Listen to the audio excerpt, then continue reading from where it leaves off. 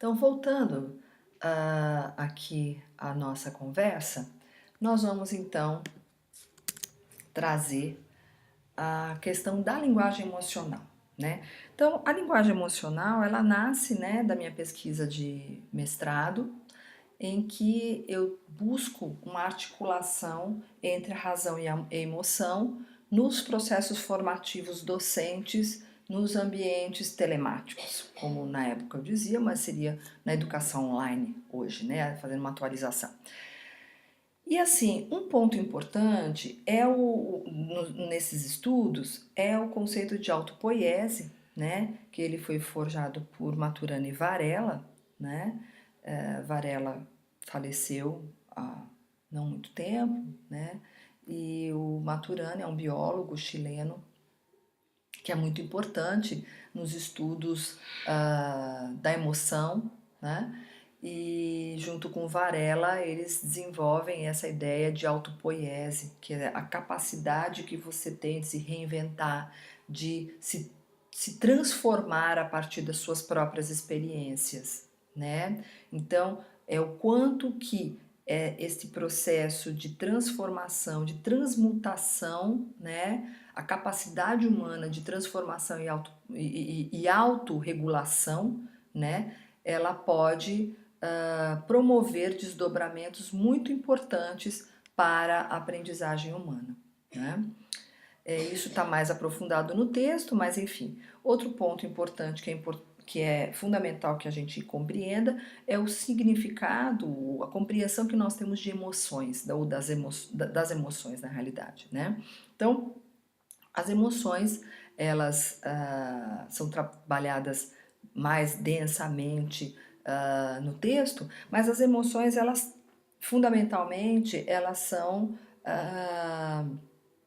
reações, né? São orgânicas, né? Ou seja, a emoção, ela é uma ação, né, do nosso organismo, né, em prol do que a gente chama de homeostasia, que é a capacidade que o organismo tem de se equilibrar, de se tornar harmônico, não é?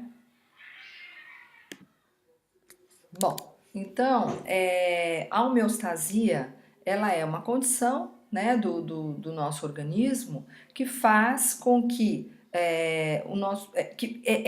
o nosso organismo ele tem a capacidade de fazer qualquer coisa para se manter estável, para se manter vivo. A esse mecanismo, os neurocientistas chamam de homeostase, né? Então, as emoções elas trabalham muito na direção da homeostasia, porque as emoções são reações do nosso organismo, né, que são alertas para que a gente reaja, né, para que o nível de homeostase continue, permaneça estável.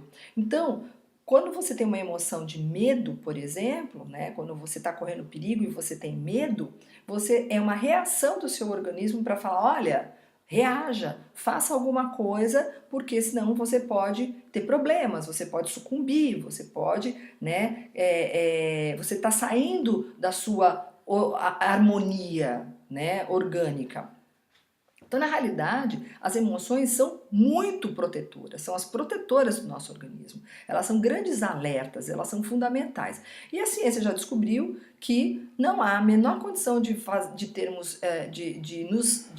desenvolvermos emoções apartadas, ou de desenvolvermos aprendizagens apartadas da emoção. Né? Então, o que a gente chama de processos cognitivos, na realidade, eles são impossíveis de serem desenvolvidos sem que as emoções e sentimentos e afetos estejam presentes, né? Se a emoção é uma reação orgânica, ela não pode ser controlada, né? O que eu controlo são as expressões das emoções. Porque quando eu tenho uma emoção, é uma reação do meu organismo, né? Tanto que quando a gente tem emoção, a gente tem taquicardia, sudorese, né? Então não dá para você simplesmente falar, não vou ter taquicardia, né, diante de uma emoção forte, não vou transpirar. A gente não controla isso. A gente controla culturalmente a expressão dessas emoções. E isso também vem de acordo com os espaços que a gente habita, da forma como a gente aprende que é melhor ou não expressar determinadas emoções. Então, nós temos culturas que são mais eufóricas, mais alegres, que ditas como mais alegres, né? Porque extravasam isso, expressam isso de uma forma mais aberta, e outras que são mais contidas. Claro que a alegria de um brasileiro, né? Ela é tão potente quanto a de um oriental. Só que a forma de se expressar essa alegria, ela é diferente. Com isso, um outro elemento importante nesse conceito, nessa ideia de linguagem emocional, é a própria linguagem, que nós entendemos como a expressão e a comunicação humana, né? Então, a linguagem é a forma de eu me relacionar com o meio, né? Com qualquer, é uma expressão humana, uma forma de comunicar algo, né? E, claro, que eu estou falando de uma forma muito sintética, né? Então, desse ponto de vista, ou seja, relacionando a emoção, a linguagem, a autopoiese, a gente não pode cindir a emoção da razão, né? E aí, um outro ponto que eu acho que é importante a gente afirmar um pouco mais, né? É a relação a questão da indução das emoções. Porque nós somos indutores de emoções. Eu posso induzir uma emoção, desencadear uma emoção no outro, né? A partir da forma como eu desenvolvo a partir da linguagem a minha ligação com o outro. Então, desse ponto, nós professores somos fortes indutores de emoções e somos também induzidos, né, pelas emoções de outras pessoas. Isso socialmente, inclusive na nossa sala de aula. Tá? Outro ponto que eu acho importante a gente destacar também no texto diz respeito à afetivação, que é a capacidade, né, de afetar o outro. De que forma eu consigo afetar, né, o outro. E isso é muito importante porque tem a ver com a relação da indução das emoções. Como que eu afeto o meu aluno e sou por ele afetado? Como que eu afeto? Porque todo esse processo é fundamental para que as pessoas aprendam. Né? Se eu não tiver isso muito claro, muito desenvolvido, eu não consigo aprender. Meu aluno não aprende, né? Eu não consigo ensinar, tá?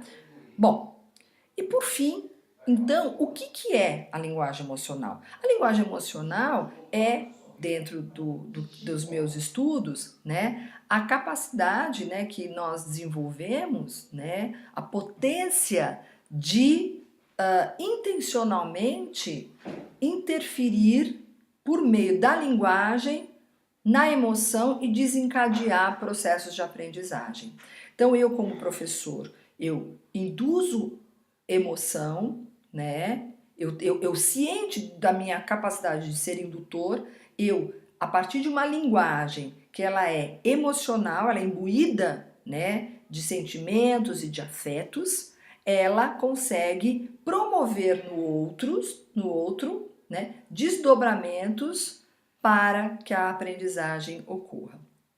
Então, assim, a partir desses estudos, fica muito claro que as docências, ou seja, a forma como nós desenvolvemos a nossa docência, são grandes potencializadores de linguagens emocionais e de aprendizagens. E nos ambientes online, isso se dá de uma forma muito singular, né? Porque eu tenho uma forma de relacionamento que ela se deu até esse momento prioritariamente para a linguagem escrita, né? Nós estamos hoje saindo na educação um pouco dessa preponderância da linguagem escrita por outros meios, usando vídeo, áudio e outros recursos, né, imagéticos, que se dão online, síncronos e assíncronos para o ensino e a aprendizagem, né? Mas fundamentalmente a gente tem, a partir desses recursos, elementos muito importantes, muito potentes para desencadear a aprendizagem do outro. Quando eu uso um vídeo, né, seja um vídeo produzido por mim, hoje a gente fala muito de aula invertida, né? Sala de aula invertida. Mas assim, seja um vídeo produzido por mim como docente, né, para o meu aluno, ou seja um vídeo que eu pego um trecho de um filme, ou eu pego um clipe de uma música, ou de um documentário, um pedaço ou um documentário inteiro, né? Eu tenho que ter ciência que eu vou trabalhar com essa linguagem emocional. E essa linguagem emocional, ela vai ser transmutada, né, pelo meu aluno como potencializador para a aprendizagem. Então, a linguagem emocional ela pode tanto abrir espaço para a aprendizagem, como ela pode também fechar, né? Quantos de nós já experienciamos situações que dificultaram a nossa aprendizagem diante de um determinado conteúdo, diante de uma determinada temática, né? Muitas vezes até bloqueou a nossa aprendizagem, a nossa compreensão em relação a determinado conteúdo, a partir da relação que eu tive com o docente, a relação que eu tive com aquele conteúdo. Então, isso tudo tem que ser levado de uma forma muito atenta para que a aprendizagem se desenvolva. Bom, é apenas algumas pinceladas a partir dos conceitos que foram desenvolvidos, mas que a gente pode conversar aí em outros momentos. Um forte abraço e até mais. Obrigada. Até mais.